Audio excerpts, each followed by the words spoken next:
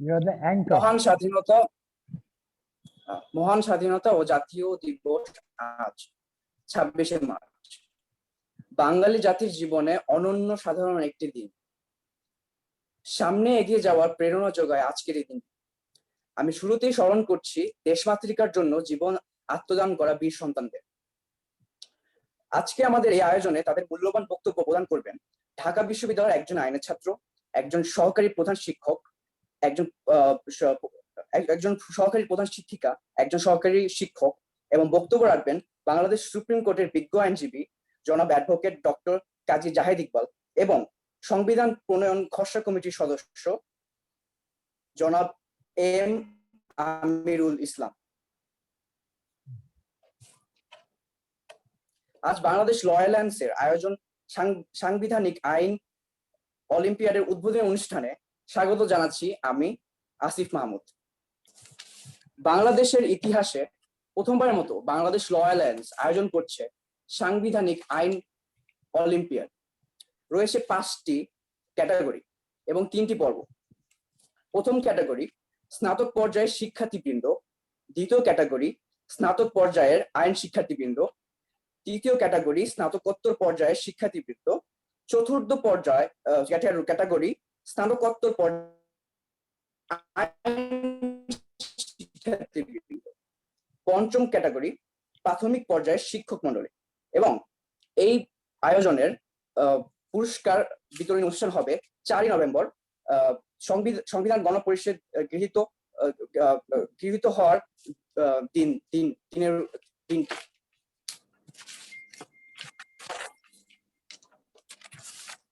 প্রথমে বক্তব্য রাখার জন্য অনুরোধ করছি ঢাকা বিশ্ববিদ্যালয়ের আইন বিভাগের ছাত্র Syed আব্দুল্লাহকে।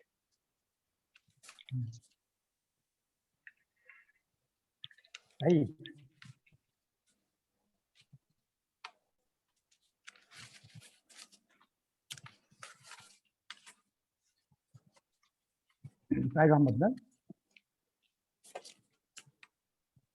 Said Ahmed. I'm taking a note. Said Ahmed এখন বলবেন। সাইয়েদ আব্দুল্লাহ। সাইয়েদ আব্দুল্লাহ বলছি। আমি জাস্ট একটু চেক করে নিচ্ছি যে আমার কথা কি ঠিক মতো শোনা যাচ্ছে কিনা। মানে আপনার নামটা শুনতে চাই। জি, আমি সাইয়েদ আব্দুল্লাহ, ঢাকা ইউনিভার্সিটিতে এখন আমি অনার্স ফাইনাল ইয়ারে পড়াশোনা করছি, ঢাকা ইউনিভার্সিটির ল ডিপার্টমেন্ট। কনগ্রাচুলেশন, ঢাকা বিশ্ববিদ্যালয়ের ফাইনাল ইয়ারে আছেন। ভেরি গুড, ধন্যবাদ আপনাকে। তো আজকের এই অনুষ্ঠান নিয়ে আমি যদি কথা বলা শুরু করি, তো সবার আগে আমি যে ব্যাপারটা একটু বলতে চাচ্ছিলাম, তো এই ধরনের একটা অনুষ্ঠান যে হতে পারে, আসলে আমি ঢাকা ইউনিভার্সিটিতে পড়াশোনা করি, বাট আমার কাছে মনে হয়েছে খুবই অভিনব একটা উদ্যোগ যেটা গ্রহণ করা হয়েছে বাংলাদেশ ল অ্যালায়েন্স থেকে। তার জন্য আয়োজক যারা আছেন তাদেরকে আমার পক্ষ থেকে আমি অনেক অসম্ভব রকমের ধন্যবাদ জানাই। বাংলাদেশের আজকে স্বাধীনতা দিবস, 50তম স্বাধীনতা দিবসে আমরা উপনীত হয়েছি এবং এর ফলশ্রুতিতে আমি অনেক কথা হয়তোবা বলবো না, আমি জাস্ট খুবই প্রিসাইজ ওয়েতে আমি কয়েকটা কথা বলতে চাই। তো বাংলাদেশ কনস্টিটিউশনাল অলিম্পিয়াড নিয়ে যে প্রোগ্রামটা অ্যারেঞ্জ করা হয়েছে, এই প্রোগ্রামটা কেন সার্থকতা আছে, এই সার্থকতার ব্যাপারটা আমি এই কারণেই বলার চেষ্টা করছি। আমরা যারা ল পড়াশোনা করি, আজকের ব্যাপারটা কি অনেক ক্ষেত্রে আত্মসমালোচনা করাটা অনেক ক্ষেত্রে খুবই সুইসাইডাল হয়, কিন্তু আমি আমার নিজের জায়গা থেকে আজকে একটু আত্মসমালোচনা করতে চাই। কেন আমি আত্মসমালোচনা করতে চাই, এর ভেতরে সবচেয়ে বড় কথা, এই জায়গায় অনেক বড় বড় আইনের লোক আছেন আমি জানি, পাশাপাশি যারা হয়তো অডিয়েন্স হিসেবে শুনবেন তাদের ভেতরেও আমরা কিন্তু লিগ্যাল ব্যাকগ্রাউন্ডের লোকজন কথা বলছি, অথবা যাদের উপরে আমরা পরবর্তীতে টার্গেট অডিয়েন্স হিসেবে কাজ করব। তো এই আইনের পড়তে এসে আমার যেটা একান্তই ব্যক্তিগত অনুধাবন, আইনের কিছু ব্যাপার আমরা কেন যেন আমাদের শব্দের জটিলতা এবং আমাদের বোধ শক্তিটাকে এত জটিল ভাবে উপস্থাপন করা, আর স্বভাবতই লয়ের ভাষাটা অন্য সাধারণ ভাষার চেয়ে একটু জটিল। সেটা যদি আমরা বাংলাতেও বলি, সেটা যদি আমরা ইংলিশেও বলি, গতানুগতিক ইংলিশ না বা গতানুগতিক বাংলা না। এর ফলে যেটা হয় যে সাধারণ মানুষ, আইনের পেরিফেরিটা কিন্তু সাধারণ মানুষের পর প্রযুক্ত হয় এবং আইনটা হলো সবার জন্য প্রযুক্ত হয়। কিন্তু এই যে আমার আইনের ভাষা, অর্থাৎ আমি যদি উদাহরণস্বরূপ আমার বক্তব্যের সাপোর্টে যদি বলার চেষ্টা করি, আমাদের সংবিধানের যে বাংলা ভাষাটা আছে, সেই ভাষাটা আমাদের সংবিধান কিন্তু বোঝাটা সবার জন্য অত্যন্ত জরুরি। কিন্তু এই সংবিধানটা যদি একজন সাধারণ নাগরিককে আমি পড়তে দেই, তার কাছে কিন্তু অনেক দুর্বোধ্যতা থাকবে। তার কারণ কি? ভাষার জটিলতা আছে। পাশাপাশি আমাদের নাগরিক জীবনে অতি জনসম্পৃক্ত একটা ব্যাপার। আমি যদি ধরি, আমাদের আজকে যেহেতু আমাদের সংবিধান অলিম্পিয়াড হতে যাচ্ছে, নামকরণটা এটাই, সংবিধানের ভেতরে সবচেয়ে যেটা জনসম্পৃক্ত ব্যাপার, সেটা যদি আমি হাইলাইট করি, সেটা কি হতে পারে? সেটা হলো মানবাধিকার। এখন এই মানবাধিকারটা কিন্তু আমার একটা শিশু থেকে শুরু করে আমার একেবারে যতদিন আমি বেঁচে থাকবো ততদিন এই মানবাধিকারটা এক্সারসাইজ করার জায়গাটা থাকবে। এখন আমরা যারা লয়ার স্টুডেন্ট আছি, আমরা ছাড়া এই যে মানবাধিকারের যে অনুচ্ছেদগুলো আমাদের সংবিধানে আছে, সেটাকে উপস্থাপন সুন্দর মতো করার মতো স্কোপ কি আমাদের সংবিধানে আছে? উত্তর হলো লয়ের স্টুডেন্ট বা ল রিলেটেড যারা আছেন তারা সুন্দর করে বুঝতে পারবে, কিন্তু সাধারণ মানুষ কি বুঝতে পারে? উত্তরটা হলো আমার কাছে যেটা মনে হচ্ছে, না। এই যে বুঝতে পারে না, এই দায়টা কার? এই দায়টা যদি সাধারণ মানুষ আইন ব্যাপারে জানতে উদাসীন, সেটা একটা কারণ। পাশাপাশি ওই যে বললাম আত্মসমালোচনা, অর্থাৎ আমরা যারা ল ব্যাকগ্রাউন্ডে আছি বা ভবিষ্যতে এই ফিল্ডে যুক্ত হব, আমাদের এই জায়গাতে বোধহয় কিছুটা গাফিলতি আছে। অর্থাৎ আমরা এই ব্যাপারটাকে জনসম্পৃক্ত লেভেলে পৌঁছাতে পারিনি। আমি জানি না যে যারা আছেন তারা আমার সাথে একমত হবেন কিনা, বাট এটা হলো আমার একান্তই নিজস্ব অনুভূতি। তো আমি সাম্প্রতিক সময় কিছু কিছু ব্যাপারে দু একটা ছোট ছোট কাজ আমার চোখে পড়েছে, সেই ব্যাপারটা আমি একটু হাইলাইট করতে যাচ্ছি। আমরা যে মুহূর্তে আমরা ক্লাস 11-12 যে ইংলিশ ফার্স্ট পেপার বইটা পড়েছিলাম আমাদের সময়, আমি 2016 সালে এইচএসসি পরীক্ষা দিয়েছি।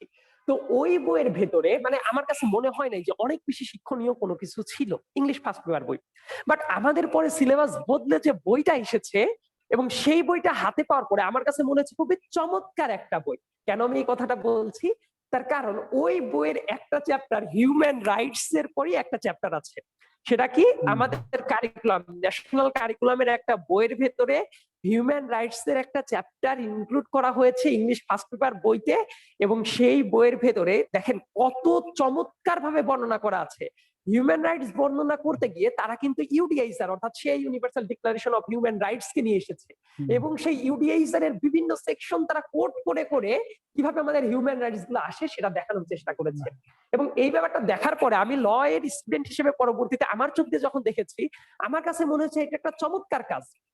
কারণ বিশ্ববিদ্যালয় লেভেলে আসার আগে একটা স্টুডেন্ট যখন মানে 11 গ্রেড বা 12 গ্রেডে আছে, সে যখন মানবাধিকারটা কি, মানবাধিকারের খুবই গুরুত্বপূর্ণ যে ধারাগুলা ইউডিএইচআর থেকে আমাদের কনস্টিটিউশনে যে হিউম্যান রাইটস অর্থাৎ 3rd চ্যাপ্টারে যে হিউম্যান রাইটস কে নিয়ে আসা হয়েছে, সেটারও কিন্তু একটা যদি আমি সোর্স বলি, সেই সোর্সটাও কিন্তু আমার ইউডিএইচআর, বিকজ ইউডিএইচআর এর যারা সিগনেটরি আছে, যারা বর্তমান মডার্ন স্টেট কনসেপ্ট যদি চিন্তা করি, তারা কিন্তু ইউডিএইচআর এর সমর্থক। তো ওই জায়গা থেকে তারা যে এই ব্যাপারটাকে ইনক্লুড করেছে এবং স্টুডেন্টের হাতে তুলে দিয়েছে, এই উদ্যোগটাকে আমার কাছে চমকপ্রদ মনে হয়েছে। এবং তারপরে আমার কাছে যেটা মনে হয়, এইভাবে কিন্তু আমরা আমাদের কারিকুলাম গুলাতে হিউম্যান রাইটস এর মতো ব্যাপার বা শুধু যে সংবিধানের ভেতরে এক্সক্লুসিভলি না থেকে সংবিধান সংক্রান্ত বিভিন্ন আইন আছে, সেটাকে কিন্তু আমরা মানে জনগণের ভেতরে তুলে দিতে পারি। কারণ আইন ব্যাপারটা এমন, সংবিধান ব্যাপারটা এমন, মানবাধিকার ব্যাপারটা এমন যে এটা কিন্তু শুধুমাত্র লয়ের মানুষের পরই প্রযুক্ত হবে, ব্যাপারটা এমন না। এটাই কিন্তু সবচেয়ে এক্সক্লুসিভনেস এই আইনের। তো আমার কাছে যেটা মনে হয়, দেখেন আমরা যখন প্রাইমারি স্কুল শেষ করছি, আমরা যখন হাই স্কুলে পড়াশোনা করছি, তো আমাদের এই রুট লেভেলের জায়গাগুলোতে আমাদের এই সংবিধানের হয়তোবা অনেক জটিল ব্যাখ্যায় না গিয়ে আমরা কিন্তু নিজেদের মতো করে ছোট ছোট ব্যাখ্যা করে আমরা পৌঁছাতে পারি। একেবারে ছোট্ট কথা যদি আমি আরেকটা উদাহরণ দিয়ে বলার চেষ্টা করি, ধরেন তো প্রাইমারি স্কুলের গন্ডিটা পার হওয়ার পরেই এখনকার যে জেনারেশন, আমরা কিন্তু এই যুগটাকে চেঞ্জ করতে পারবো না। আমরা তো ইচ্ছা করলেই 20 বছর আগে ব্যাক করতে পারবো না। দেখেন আমাদের ইন্টারনেটে অনেক অপব্যবহার আছে। আমরা দেখেন তারপর যেটা হচ্ছে, একটা ছেলে যখন হাই স্কুলে উঠে যাচ্ছে, তার হাতে কিন্তু আমার স্মার্টফোন চলে আসছে। সে তখনই কি করছে, দেখা যাচ্ছে ফেসবুক অ্যাকাউন্ট খুলছে বা বিভিন্ন অনলাইনের দুনিয়ায় বিচরণটা শুরু করছে। তো সে কিন্তু কোনটা ন্যায় কোনটা অন্যায় এটা কিন্তু জানে না।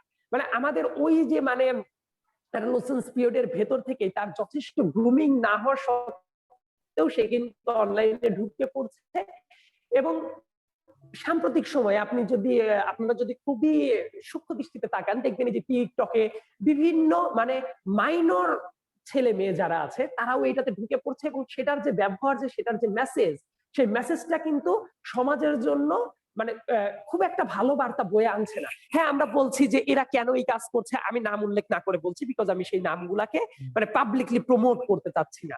সো তাদের কাজটাকে কিন্তু আমরা কন্ডেম করছি, কিন্তু এটা কেন হলো, এর পেছনে বেসিক মোটিভেশনটা কি ছিল? আমাদের কি ব্যর্থতা ছিল?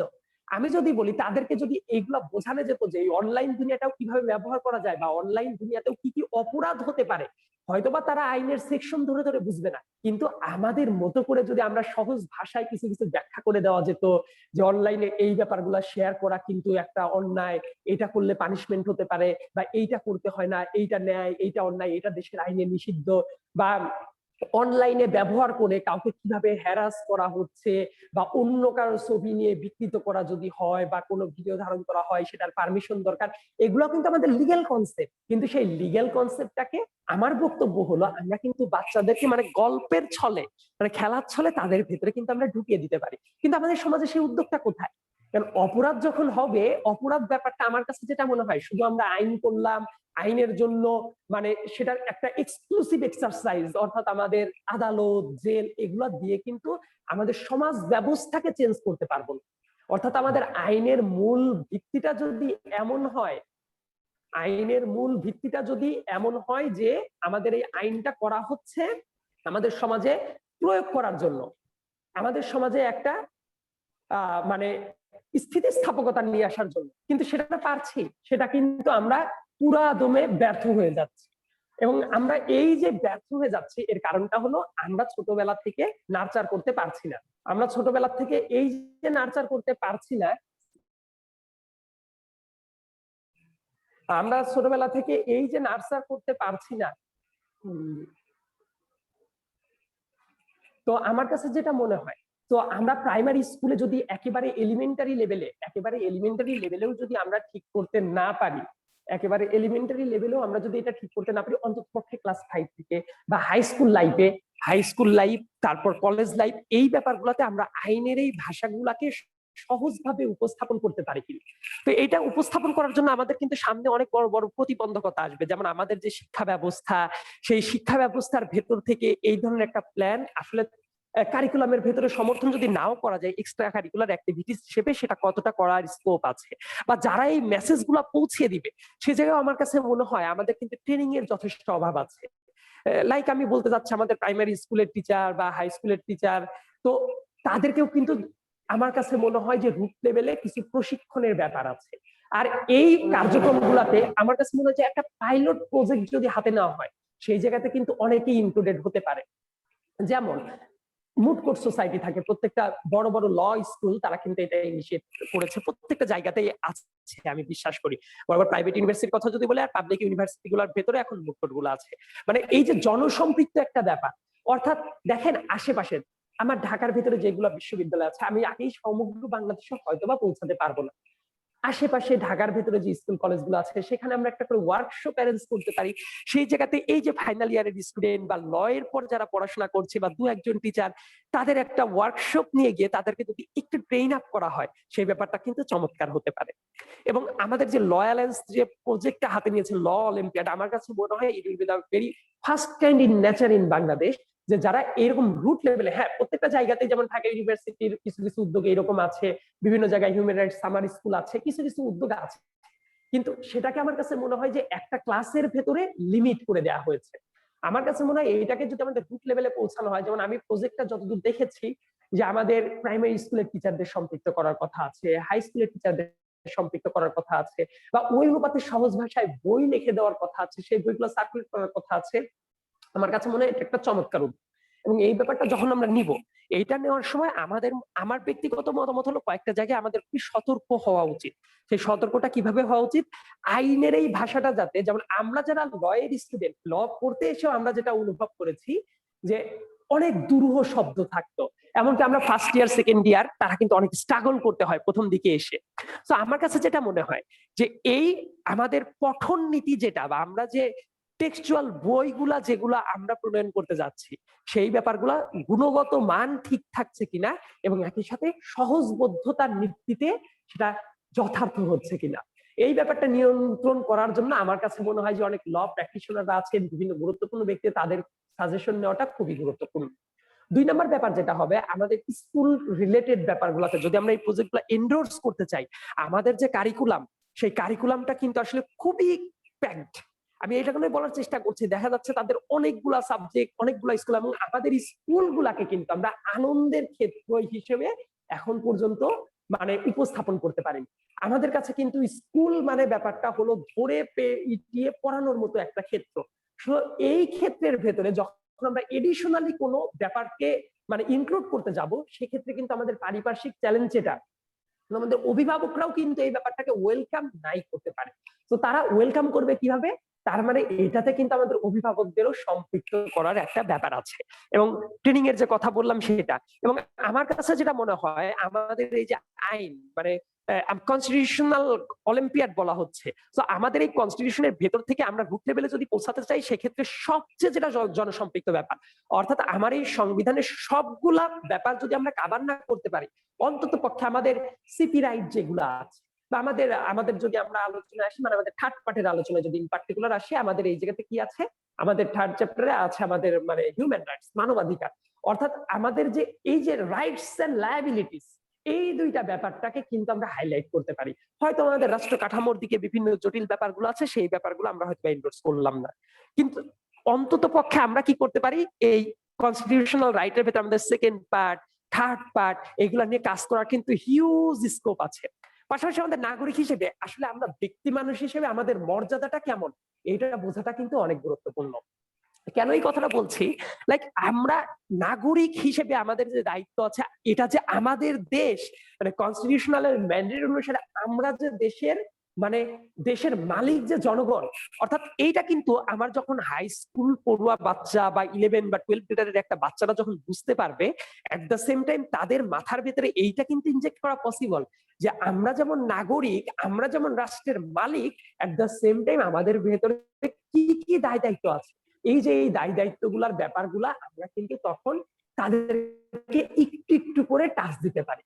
এইটা হলো আমাদের মানে ভার্সিটি লেভেলের আগের একটা স্টেজ। এবং আমার যেটা আরেকটা প্রস্তাবনা, আমি যে নিশ্চিত যে যারা অর্গানাইজার আছেন তাদের এই প্রস্তাবনাগুলো বোধ হয় যে তাদের ওয়ার্ক লিস্টে অবশ্যই থাকার কথা। আর নন লিগ্যাল স্টুডেন্টদের ভেতর থেকে, যেমন আমাদের ভার্সিটির সাথে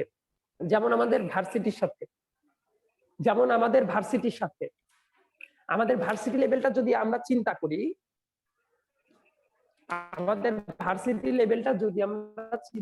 ভার্সিটি লেভেলেও ল এর বাইরের যে পেরিফেরিটা আছে, অর্থাৎ কিছু কিছু জনসম্পৃক্ত ব্যাপার আছে। যেমন জনসম্পৃক্ত ব্যাপারটাকে আমরা যদি জার্নালিজমের কথা যদি বলি, আমরা যদি জার্নালিজমের কথা বলি, পলিটিক্যাল সায়েন্সের কথা বলি, I think I got your idea and also the questions and queries. Now, let me tell you my own experience. জি জি অবশ্যই, sure. When I was the elected head of the Bar Council, then I formed different committees, and one of these were the human rights committees. But then I put it not in form of any academic level. I emphasized for clinical experience, clinical work. Now, what is meant by clinical work? Now, if you read your regular newspaper and you identify that how many human rights violations have taken place, and if you do that 1 week's task, that's your human rights task. Forget about what is in the Constitution and the law, they will follow. Exactly. My philosophy is that law follows the fact. Fact does not follow the law. True, absolutely. Make a note of that. That's very important. Law follows the fact. Fact does not follow the law. Now then you analyze the fact. It is like the medical jurisprudence that in order to become a doctor, a surgeon, you have to deal with the dead bodies. So what happens then, what has happened yesterday, which is in the newspaper, is no longer alive, it's already dead. So you find a human rights violations from every day and put them together, keep the clippings for the entire week. And then you see that you analyze the fact. And this is actually, I'm giving you the tips of the training for your legal profession. That how do you deal with the fact? And what fact follows the law or the law follows the fact? Make a note of that and give an answer. Make a note of that and give an answer. Whether fact follows the law, the law follows the fact. Can you give me an answer now or you think about it? Probably, Number of friends, sorry. whether fact follows the law or law follows the fact. So far, I guess from the previous experience, and I would second the opinion that facts follow the law. Exactly. Fact follows এটা the এটা দিয়ে বোধহয় আমরা পরবর্তীতে ইয়া করতে পারি। Asif, law. Syed আপনার বক্তব্য কি শেষ হয়েছে? জি, আপনি শেষ করবেন। আমার বোধ হয় যে আমি বক্তব্যটা একটু কনক্লুশন টেনে দিতে পারি এখন। না, এটা হচ্ছে যে একটা ফ্যাক্ট যদি না হয় লতে অ্যাপ্লাই করবেন কোথায়? আচ্ছা, আমার মনে হচ্ছে আচ্ছা, আমরা ডিসকাসটা হচ্ছে অন্যদিকে চলে যাচ্ছে। জি জি, You have to be clinically oriented. This kind of meetings are for clinical application of the law. Right? It's not theoretical, it's very practical. So, as I tell you, we can continue this every month or every fortnight, and I will let you know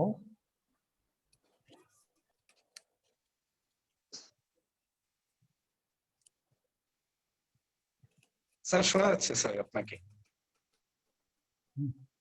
but I think he's not in the seat. Correct? না sir, no, I am here.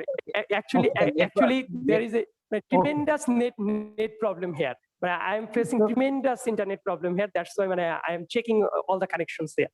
And sometimes it is very much inaudible to me. If you want to make it continuous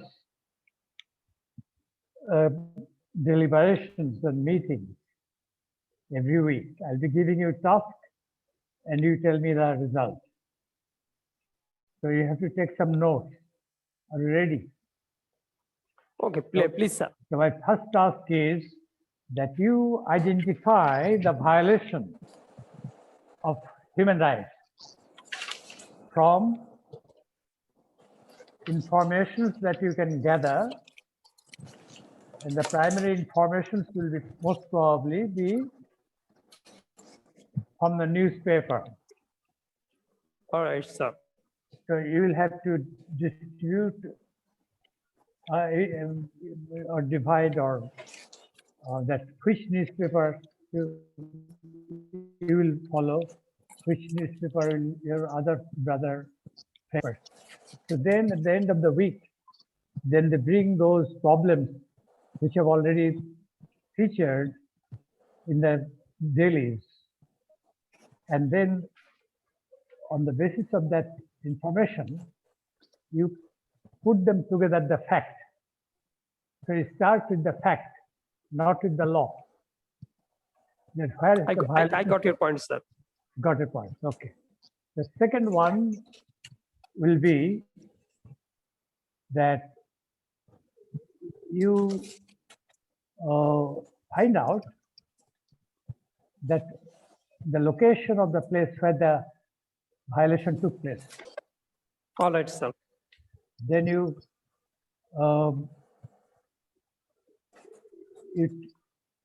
send it to the president of the Bar Association of Mymensingh or Barishal or wherever it is, and you point out that this is what happened, and you may have your senior friends who already have started practicing, maybe in Barishal or somewhere else. And the connectivity is the most important thing. So you tell him that this is what I have come across in the newspaper.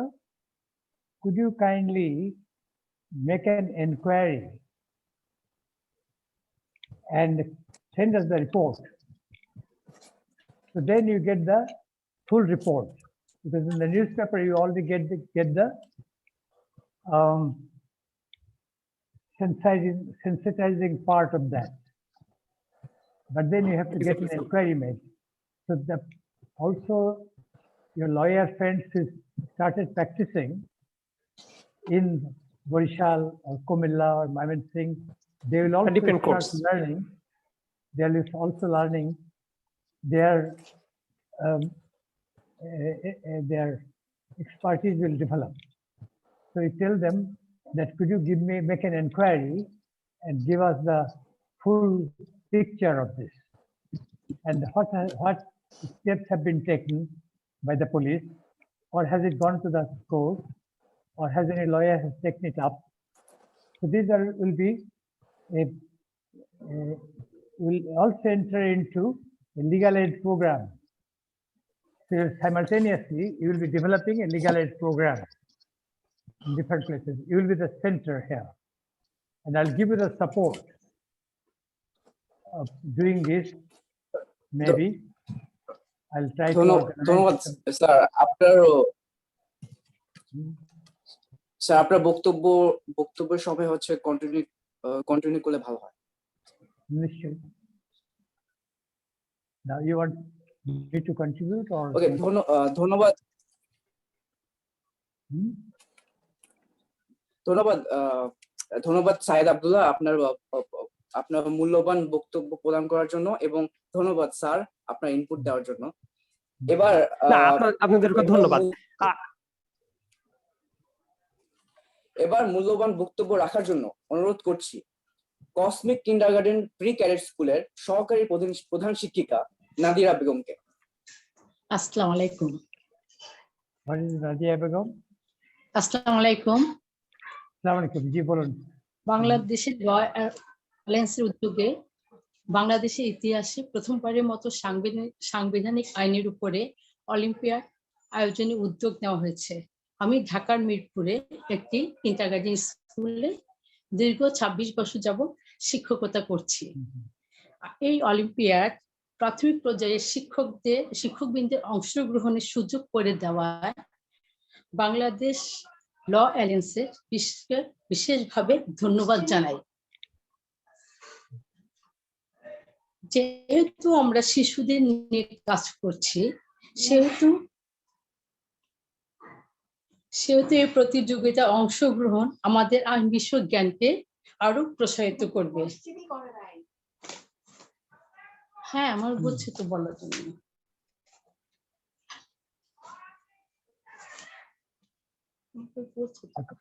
এবং শিশুদের মাঝে তাদের উপযোগী করে আইনের জ্ঞান ছড়িয়ে দিতে পারবো।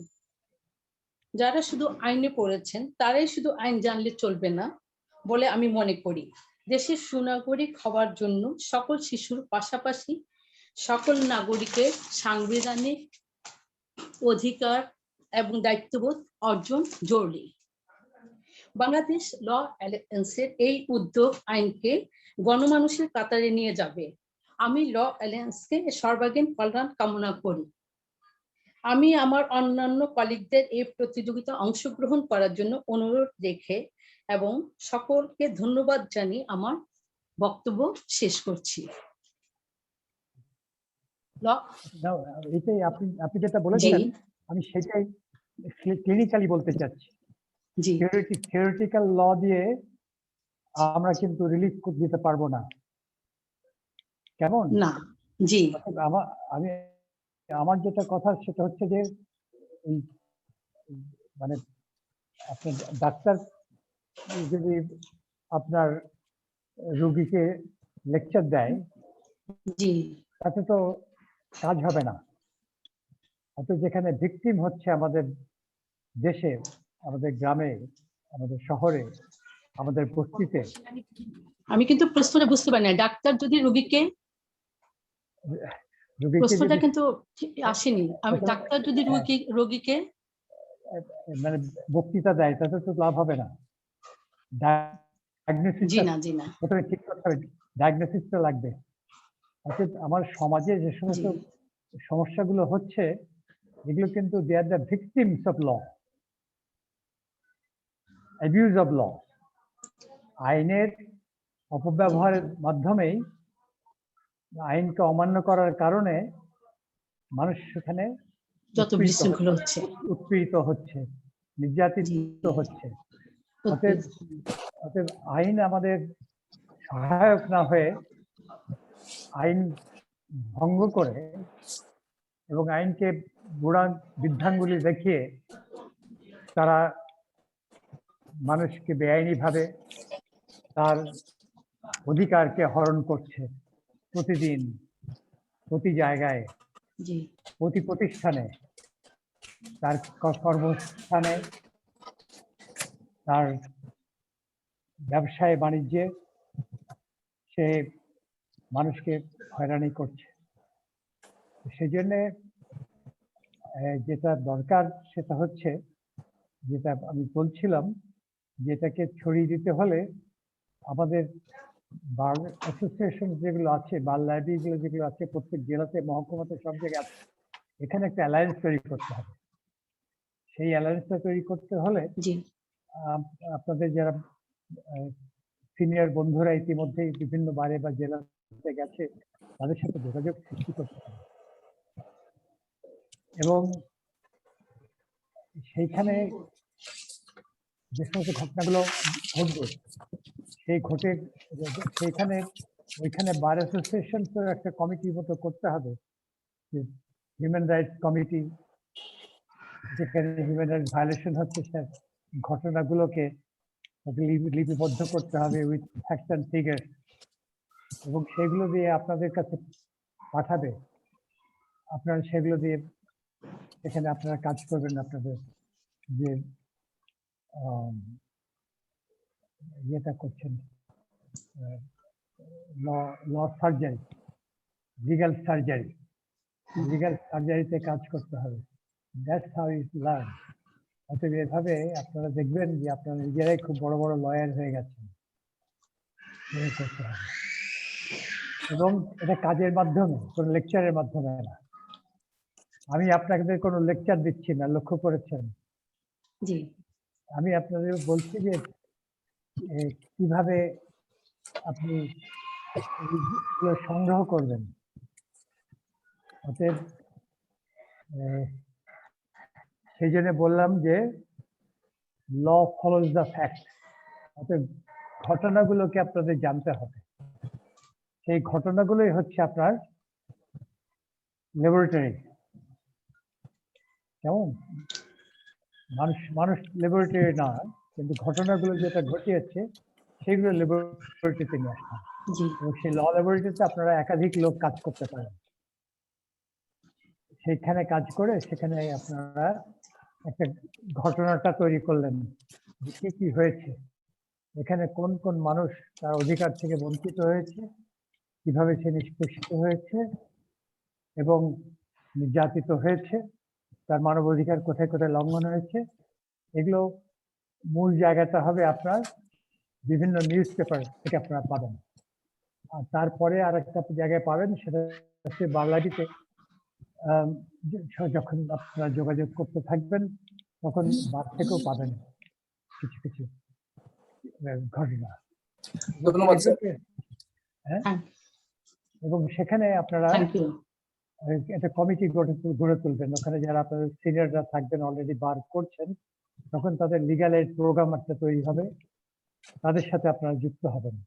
যখন আপনারা পাস করে যাবেন, অতএব আপনি বারকে এনরিচ করবেন সেদিক থেকে, এবং আপনি আপনার নবীশী কাজটাও অনেক বেশি রিচ হবে।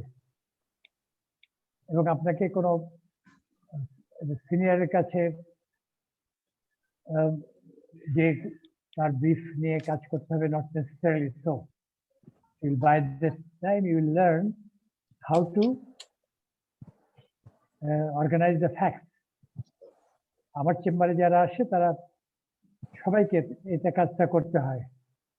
They make the summary of facts. I give him papers and information, the papers থাকে. So his first duty in my chamber that he makes a chronological facts. কেমন? সেখানে ধন্যবাদ sir. So that's the first learning. You learn about the facts, not the law. Law will come automatically. ধন্যবাদ। আমি এবার বিজ্ঞ আইনজীবী জনাব doctor কাজী জাহেদ ইকবালকে অনুরোধ করছি তার মূল্যবান বক্তব্য রাখার জন্য। ডক্টর, কৃতজ্ঞতা জানাচ্ছি বিএলএকে। আমি স্যার আছেন এখানে, আমাদের আইকনিক লয়ার এবং আমাদের মুক্তিযুদ্ধের অন্যতম সংগঠক, জাতির জনক বঙ্গবন্ধু শেখ মুজিবুর রহমানের অন্যতম ঘনিষ্ঠ সহচর সহযোগী এবং বাংলাদেশের সংবিধানের অন্যতম প্রণেতা এবং কাউন্সিলের সাবেক vice chairman, Bangladesh supreme court বারের সাবেক সভাপতি, স্যারের উপস্থিতিতে কিছু বলতে পারার সুযোগ পাওয়াটি একটু সৌভাগ্য মনে করছি। আমি খুব একটা কথা বলতে চাই না। আমি প্রথমত হলো এই ধরনের একটি আয়োজনের জন্য ধন্যবাদ জানাতে চাই সংগঠনটিকে। এবং আমি যেটি বলতে চাই তা হলো যে কথা দিয়ে শুরু হয়েছিল যে আইন বা একটা প্রবাদ তো এভাবে এমনিতেই আছে যে আমি যদি আইন না জানি সেটি আসলে আমার কোনো অপরাধ কর্ম বা কোনো ঘটনা যদি ঘটে সেই ঘটনায় একটা ডিফেন্স হিসাবে কাজ করবে। আমাকে জবাবদিহিতার মধ্যে যদি তার অর্থ হলো যে আইনের একটি ধারণা সাধারণে সবার থাকতে হবে যে কি ধরনের কাজ আমার করা উচিত অথবা কি ধরনের কাজ আমার করা উচিত না। সেক্ষেত্রে আমাদের যেটি জটিলতা তৈরি হচ্ছে সেটি হলো যে সাধারণ মানুষের মধ্যে আমরা আইনি সচেতনতা বা আইনের সাধারণ বিষয়গুলো পৌঁছাতে পারছি না অনেক ক্ষেত্রে। সেক্ষেত্রে আমাদের উচিত হবে এমন একটি মেকানিজম তৈরি করা বা এমন একটি পরিস্থিতির উদ্ভব ঘটানো যেন এটা অ্যাডভোকেসি আকারে হোক বা যে কোনো পদ্ধতিতে হোক সাধারণ মানুষ আইনের বিষয়ে যেন সচেতন হন। এবং সেই কাজের জন্য আমাদের এই যে অলিম্পিয়াড, যেটা আমরা অনেকগুলো অলিম্পিয়াড বাংলাদেশে নানানভাবে দেখি, আমাদের গণিত অলিম্পিয়াড হয়, অন্য বিজ্ঞানের বিভিন্ন শাখায় অলিম্পিয়াড হয়, কিন্তু আইন নিয়ে কখনো এইভাবে কাজ হতে আমরা দেখিনি। সেদিক দিয়ে এই যে আয়োজনটা হলো, এই যে উদ্যোগটা নেওয়া হলো, এটি অত্যন্ত গুরুত্বপূর্ণ উদ্যোগ এবং আমি মনে করি আইনের বিষয়ে সচেতনতা বা অধিকার সচেতনতা মানুষের মধ্যে তৈরিতে এই অলিম্পিয়াডটি একদম খুব বড় ধরনের ভূমিকা রাখবে। এটিকে আমরা শুরু বলতে পারি। আশা করি যে এই ধরনের প্রক্রিয়াটি এরপরে জেলা পর্যায়ে, উপজেলা পর্যায়ে বা বিভিন্ন পর্যায়ে ছড়িয়ে দেওয়া যাবে এবং মানুষকে এই প্রক্রিয়ার মাধ্যমে সচেতন করে তোলা যাবে, মানুষকে সম্পৃক্ত করা যাবে আইন সচেতনতা অথবা এই আইনের যে বিষয়াদি আছে তাদের অধিকার ইত্যাদি বিষয়। এবং আরো বড় কথা হলো আমাদের এখানে আমিনুল ইসলাম স্যার আছেন, স্যার বা ওনাদের মতো যারা আমাদের বাংলাদেশের সংবিধানের প্রণেতা, বাংলাদেশের স্বাধীনতা যুদ্ধের মূল সংগঠক, তাদের সঙ্গেও আমাদের নতুন ছাত্রছাত্রী বা যারা আইনের তরুণ শিক্ষানবিশ যারা আসছেন অথবা সাধারণ মানুষ যাদের আইনটা জানার উচিত, তারাও অনুরোধ, আমি এক জুমে ধরনের আছি, সম্পৃক্ততার ফোন মধ্যে ইউ বা লেটার। এক ধরনের সুযোগ পাবেন তাদের কাছ থেকে শোনার, শেখার। সেটি একটি বড় সুযোগ। আর তৃতীয়ত যে কথাটি আমি বলতে চাই সেটি হলো যে এবার আমরা দেখছি যে কিছু আইনের ছাত্র বিভিন্ন পর্যায়ের বা আইনের ছাত্র নন এরকম বিভিন্ন পর্যায়ের এবং প্রাথমিক বিদ্যালয়ের যারা শিক্ষক আছেন তাদেরকে সম্পৃক্ত করা গিয়েছে এই অলিম্পিয়াডের মধ্যে। আমার মত হলো যে এটি যেহেতু প্রথমবার, সুতরাং ঠিকই আছে। এটি যদি সফলভাবে শেষ করা যায়, এটি একটি মডেল ধরে এবং আমি একটা কথা যারা আয়োজক আছেন তাদেরকে বলি, আমিরুল ইসলাম স্যারের কিন্তু একটা ভাস্ট এক্সপেরিয়েন্স আছে আমাদের লেটি ইত্যাদির মাধ্যমে, বার কাউন্সিলের মাধ্যমে, যে এই ধরনের যে প্রোগ্রাম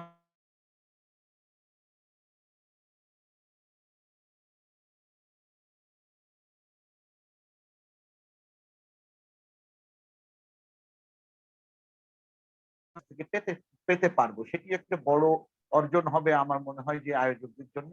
এবং একই সঙ্গে আমি মনে করি যে পরবর্তী আয়োজনগুলোতে আমাদের উচিত হবে অন্যান্য সেগমেন্টের মানুষ যারা আছেন, যেমন হাই স্কুলের ক্ষেত্রে হতে পারে বা ইন্টারমিডিয়েট কলেজ যেগুলো আছে, এই ধরনের যেসব কলেজ আছে তাদের যেসব ছাত্র ছাত্রী আছে তারা, প্লাস সেখানে যারা শিক্ষা দেন।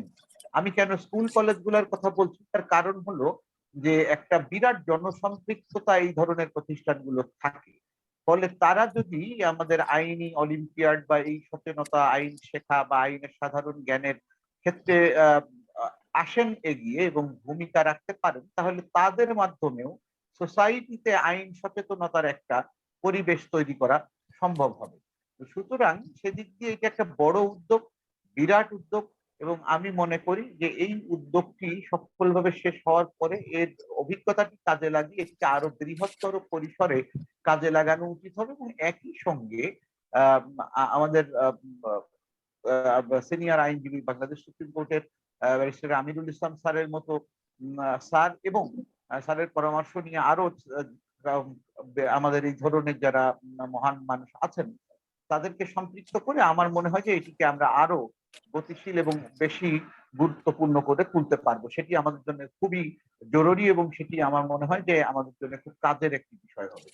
ফলে আমি শেষ করি এইভাবে বলে যে এই উদ্যোগের জন্য আমি সাধুবাদ জানাই আয়োজকদেরকে এবং বিশ্বাস করি, আশা করি যে এটা অত্যন্ত সফলতার সঙ্গে সমাপ্ত হবে এবং এই অভিজ্ঞতা কাজে লাগিয়ে ভবিষ্যতে আরো বড় বৃহত্তর পরিসরে এই ধরনের অলিম্পিয়াড করা যাবে, যা সমাজে আইন সচেতনতা এবং মানুষকে আইন সংলগ্ন করা, যেটি আমরা বলি, বা আইন সম্পৃক্ত করার যে জানাশোনার বিষয়ে করার, সেটির একটি পরিবেশ তৈরি করা সম্ভব হবে। এবং আমাকে এই প্রক্রিয়ার মধ্যে থাকতে দেওয়ার সুযোগ দেওয়ার জন্য আমি ধন্যবাদ জানাই, কৃতজ্ঞতা জানাই এবং স্যারের সামনে বলতে পারার জন্য স্যারকেও আমি আমার একদম অন্তরের অন্তঃস্থল থেকে খুবই কৃতজ্ঞতা জানাই।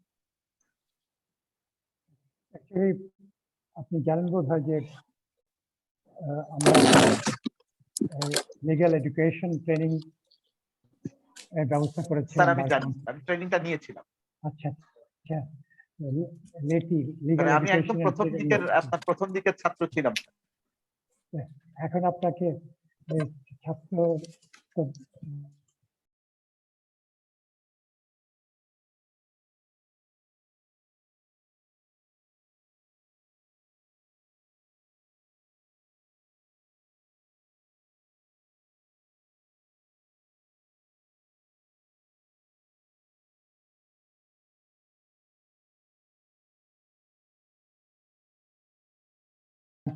গ্রো করতে হবে স্যার রুল অফ সেটার ল, জন্য এই ধরনের আয়োজনগুলো খুব জরুরি। এবং রুল অফ ল তো কখনোই হবে না যদি কমপ্লায়েন্ট কালচার না থাকে। বাঙালির ভিতরে কমপ্লায়েন্ট কালচার নেই। তো এটা বুঝেই আমাদেরকে শুরু করতে হবে যে কিভাবে আমরা কমপ্লায়েন্ট হব। জি, সেইটা এবং সেটার জন্যই স্যার এই ধরনের আয়োজন এবং সেই আয়োজনে আপনাদের মতো সবার উপস্থিতিটাও খুব বেশি জরুরি, কারণ যারা এই সংবিধান প্রণয়ন করেছেন তাদের কাছ থেকে আসলে মানুষের শোনা দরকার এবং সমাজের এটি জানা দরকার যে স্বাধীনতা পূর্ব যে আচরণ এবং স্বাধীনতা পরবর্তী যে আচরণ, এই দুই আচরণের মধ্যে একটা পার্থক্য হওয়া দরকার। কারণ এখন তো কমপ্লায়েন্সের সময়, সুতরাং আমাদের আইন সম্পৃক্ততা, আইন সচেতনতা এবং আইনের মান্যতা, এই উভয়ের প্রশ্নটি এখন সামনে আসতে হবে। আরেকটা কথা আছে না, বাঙালি আত্মঘাতী। আমাদের স্যার, আমাদের নীরজচন্দ্র চৌধুরীর কথা স্যার। হ্যাঁ, আমাদের জাতির পিতাকে আমরা নিজেরাই হত্যা করলাম। স্যার,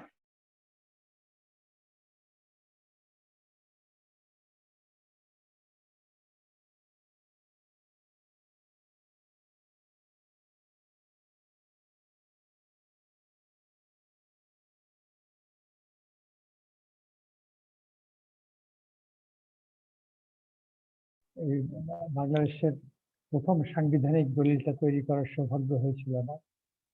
আমি সেখানে বেশিরভাগই সবই ফ্যাক্ট, 3টে ভ্যালু ওরিয়েন্টেড কথা ওর ভিতরে লিখেছিলাম। সেটা হচ্ছে equality, human dignity and social justice.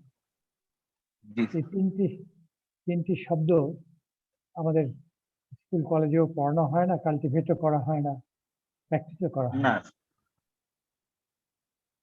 এবং আমার মনে হয় যে স্যার আমাদের মানুষের স্কুলগুলোতে একটু একটু করে আমার মনে হয় যে আমাদের ভ্যালিউজ গুলো, বিশেষ করে লয়ের এথিক্স এর যে জায়গাটা এবং সংবিধান ধরে, আমার মনে হয় যে আমাদের বাচ্চাদেরকে একটু পড়ানো, যে কোনো ফরম্যাটেই পড়ানোটা একটু জরুরি হয়ে গেছে, এবং বিশেষ করে এটার সঙ্গে যারা সম্পৃক্ত ছিলেন তাদের পরিচয় সহ।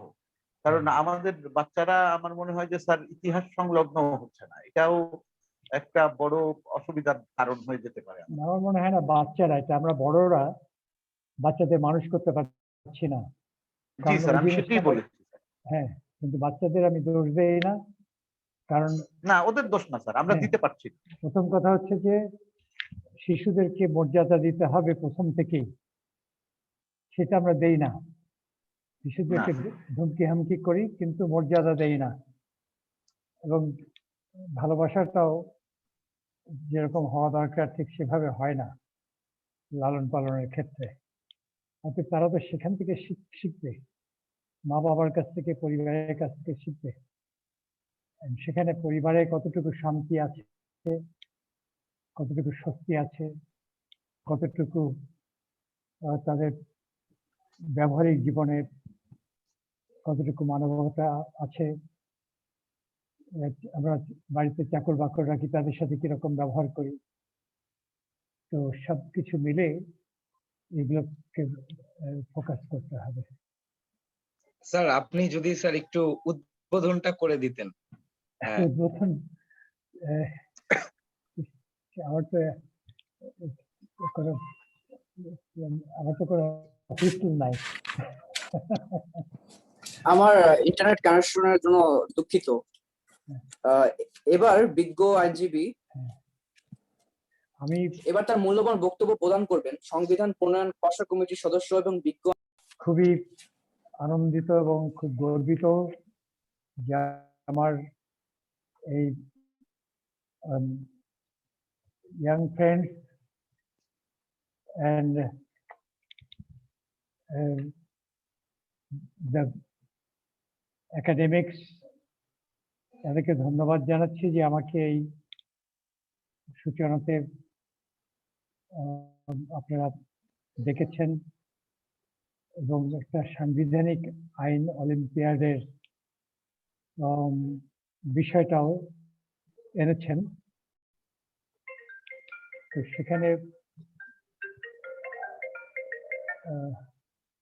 সেখানে আমরা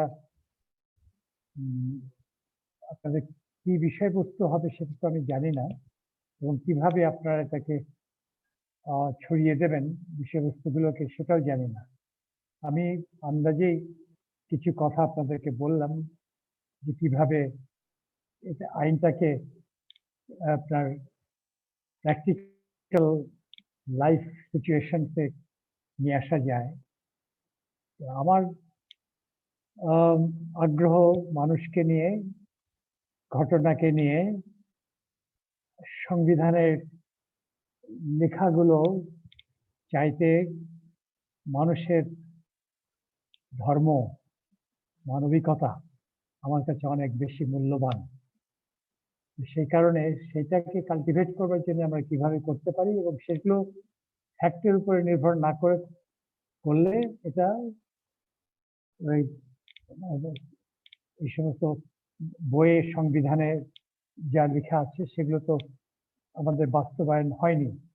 আপনারা দেখতেই পাচ্ছেন ইকুয়ালিটি নাই, মানবিক মর্যাদা আমরা দেই না, আর সামাজিক ন্যায় বিচার তো নেই, বরং সামাজিক নিপীড়ন আছে, নারী নির্যাতন আছে। কাগজ খুললে আমরা সেগুলো দেখি প্রতিটা দিন। এগুলো কাল্পনিক এ সমস্ত কথা আমি খুব তুষ্ট নই।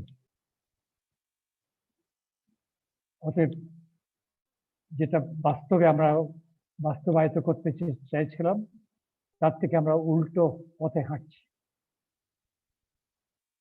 অতএব সেই সাংবিধানিক পথে হাঁটবার ব্যবস্থা সমাজে পরিবর্তন আনবার জন্য যে কাজ করা দরকার সেগুলোতে আমি বেশিরভাগ মানুষকে পাই না,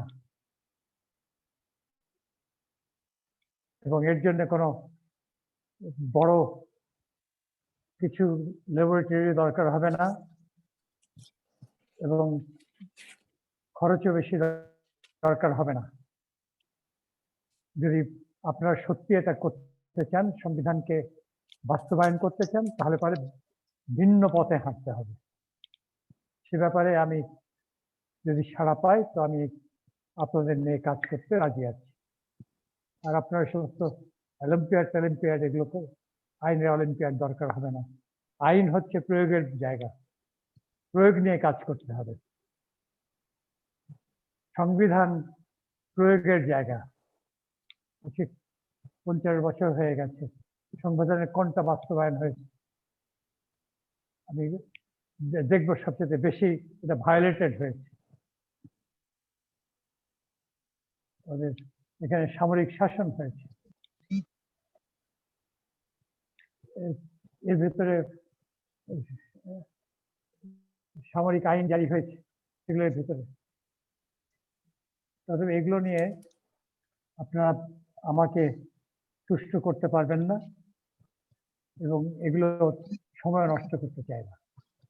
যদি সঠিক কাজ করতে চান তো আমি যেভাবে করতে বলছি সেভাবে করতে পারেন কিনা, যে প্র্যাকটিক্যাল ঘটনা কি ঘটছে তার উপরে কাজ করতে হবে। আপনাকে এসে বায়বীয় কথা বলছেন, কোনটা বাস্তবায়ন হয়েছে বলেন, কোনটা ভায়োলেটেড হচ্ছে না?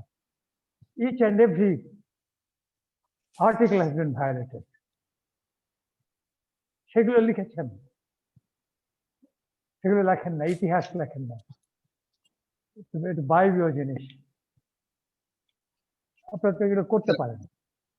স্যার আমি যদি একটু বলি, স্যার ইতিমধ্যে আপনি যেটা বারের কথা বলেছেন, স্যার এই যে বার অ্যাসোসিয়েশন গুলাকে আমরা স্যার যখন নিম্ন আদালত নিয়ে প্রোগ্রাম গুলা করছি, স্যার একজন আইনজীবীর উপরে আক্রমণ হলো, তখন স্যার আমরা বার অ্যাসোসিয়েশনের প্রেসিডেন্ট একটা ভোলা বার থেকে সেখান থেকে উদ্যোগ নেওয়া হলো, এবং বাকি বারগুলোতে আমরা নক করার চেষ্টা করলাম যে এইভাবে করে হিউম্যান রাইটস এর ভায়োলেশন হচ্ছে, মানবাধিকারের ভায়োলেশন হচ্ছে, আইনজীবীর উপর আক্রমণ, সুতরাং আপনারা এগিয়ে আসুন। আরেকটা স্যার যেটা আপনি বলেছেন যে বায়বীয় কথা, আপনার শিশুদের ব্যাপারটা যেটা আপনি বলেছেন ওটা নিয়ে আগে একটু বলি। সেটা হচ্ছে শিশুদেরকে যেমন 2018 সনে একটা নিরাপদ সড়কের উপরে একটা আন্দোলন করা হলো বাংলাদেশে। সুতরাং এই জায়গাটা যদি আমরা নাচ্চার করতে পারি, আপনার জনগণ সকল ক্ষমতার উৎস ওটাকেই আপনি বলছেন, মানে যে প্র্যাকটিক্যাল না। সুতরাং ওখানে প্র্যাকটিক্যাল করতে হলে স্যার এই অলিম্পিয়াড থেকে যে আপনি যে মালিক, আপনাকে মালিকানা বুঝে নিতে হবে, আপনাকে ভিজিলেন্ট হতে হবে, আপনাকে জবাব দিতে হবে।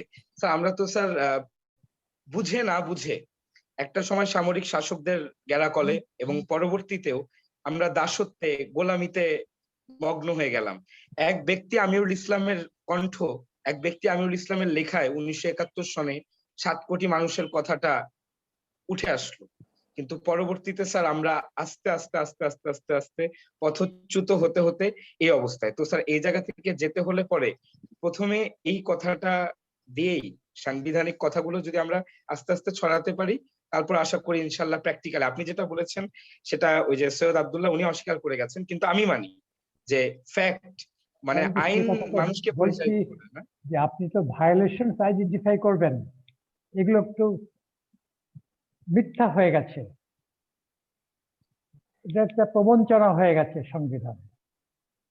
অতএব আপনি ফ্যাক্টস গুলোকে যখন দেখাবেন মানুষকে, তখন মানুষ বুঝবে যে কোথায় ভায়োলেশন হয়েছে। আপনি যত আপনার ক্ষত আছে, ক্ষতগুলো ঢেকে রেখে আপনি শুধু বলবেন যে all powers belong to the people, না, all the deprivations belong to the people. Sir ক্ষতগুলো স্যার ঢাকছি না স্যার, আমরা ক্ষতগুলো স্যার আপনি যেটা বলছেন ফ্যাক্ট গুলো স্যার আমরা নিয়ে যাচ্ছি যে সামরিক শাসকরা আসায় সংবিধানের কোন জায়গাটায় ঝামেলা হলো, ওটা সর্বোচ্চ আদালতের আইনজীবী না, একজন সাধারণ নাগরিক কি মনে করেন। আবার স্যার আপনারা স্যার লিখলেন আর্টিকেল 25-এ যে আমরা সাম্রাজ্যবাদীদের বিরুদ্ধে দাঁড়াবো, বঙ্গবন্ধু আমেরিকার বিরুদ্ধে দাঁড়ালেন, আমেরিকার জনগণের কথা বললেন, এতটা আমরা সাহসিকতার জায়গা থেকে। তো বর্তমানে যদি কাউকে আমাদের এখানে দাওয়াত দেওয়া হয়, তখন আমাদের আসলে কোন জায়গাতে জনগণের সমস্যাটা কোন জায়গায়। 50 বছর আগে এই সময় গুলি চলেছে, এখন পর্যন্ত আমরা ইনক্লুসিভ সমাজ গড়তে পারিনি, আজকেও গুলি চললো। তো এই জায়গাগুলা দিয়েই স্যার ফ্যাক্ট বেসড স্যার কাজ চলছে স্যার, ফ্যাক্ট আপনার নির্দেশনা ক্রমে ফ্যাক্ট নিয়েই স্যার কাজ চলছে। প্রত্যেকটা জায়গাতেই আমরা ফ্যাক্টকে আগে রাখছি, আইন পরে, কিন্তু ওই ফ্যাক্টের সাথেই সংবিধান দেখা যাচ্ছে যে সাংঘর্ষিক অবস্থায় আছে। তখনই বোঝা যাচ্ছে যে সংবিধান বিপজ্জনক অবস্থায়। যখন একজন ইউএনও, একজন আমলা, একটা যাকে আপনারা বানালেন প্রজাতন্ত্রের কর্মচারী, সে যখন লকডাউন না মানায়, তার বাড়িতে খাবার নেই, তাকে কান ধরে দাঁড় করালো একজন ইউএনও, তখন সংবিধানটাই কান ধরে দাঁড়ায় থাকে, সেই ব্যক্তি একা থাকে না। এই ফ্যাক্ট গুলো নিয়ে স্যার বোঝানোর চেষ্টা করা হচ্ছে, কিন্তু স্যার অনেক জায়গাতেই কেউ বন্দী, কেউ গোলামিতে নিজেই মগ্ন, কেউ বন্দী অবস্থায় আছে সামাজিক প্রেক্ষাপটে। আপনাদের আমাদের সকলের মা বোনরা তারা রাস্তায় নিরাপদ নয়, বাড়িতে নিরাপদ নয়, আপনি সংবিধানের কথা বলছেন। স্যার মা বোনদের এই ব্যাপারটাও স্যার উনারা আপনারা তো, আমরা 71-এ স্যার আমাদের মা বোনদের ইজ্জত হারিয়েছি, স্বাধীন বাংলাদেশে আপনার এই জায়গাটায় নিরাপদ নয়। এবং এই যে আদর্শচ্যুত হওয়া মুখের কথা, আপনি যেটা বললেন স্যার, আমি ব্যক্তিগতভাবে আমি আপনাকে স্যার আমার ব্যক্তিগত অভিজ্ঞতা থেকে এটুকু বলতে পারি, ধর্ষণের একটা মামলা আমার কাছে আসলো, আমি সেলফ রিজেক্ট করে দিলাম। এটা প্র্যাকটিক্যালি না বলতে জানতে হবে, আমার নিজের বাবাও যদি হয়, ভাইও যদি হয়। কিন্তু আজকে যারা ওই তরুণ আইনজীবী কিংবা শিক্ষানবিশ, এদের কাছে স্যার মামলা আসছে, ভাই ব্রাদারের নাম বলে স্যার অনেক ক্ষেত্রে আমরা আপোষে চলে যাচ্ছি স্যার, গোলামি একরকম আপোষ করে ফেলছি। একটা জায়গায় স্যার না বলতে চান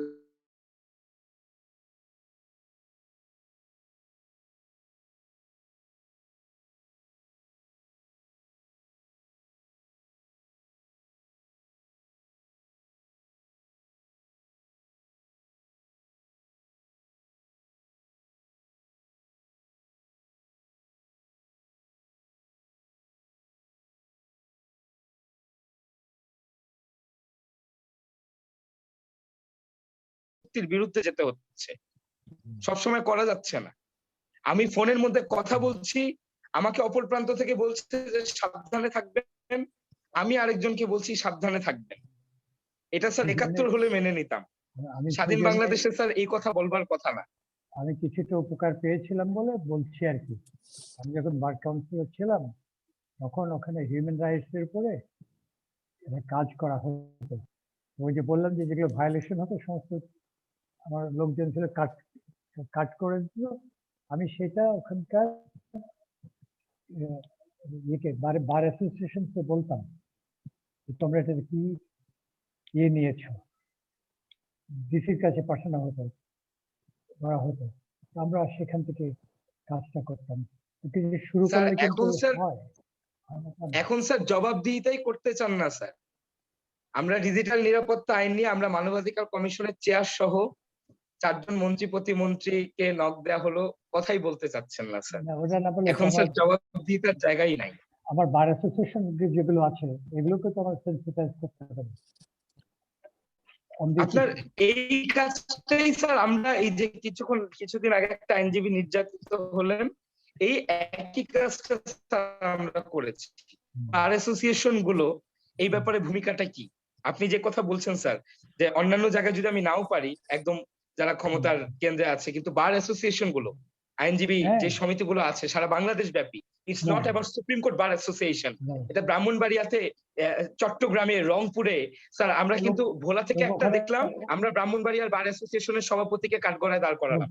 ওখানে কিন্তু বিভিন্ন বারে এরকম 2-4 জন আইনজীবী আছে যারা কাজগুলো করে।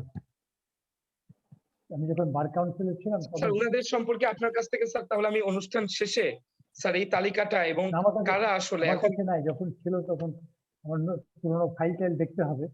আমি তখন বার কাউন্সিলে নেই, বার কাউন্সিলটাকে আমি একটা খুব বড় প্রতিষ্ঠানে রূপান্তরিত করেছিলাম, ইউনাইটেড নই, এবং সেটা তারপর বার কাউন্সিলের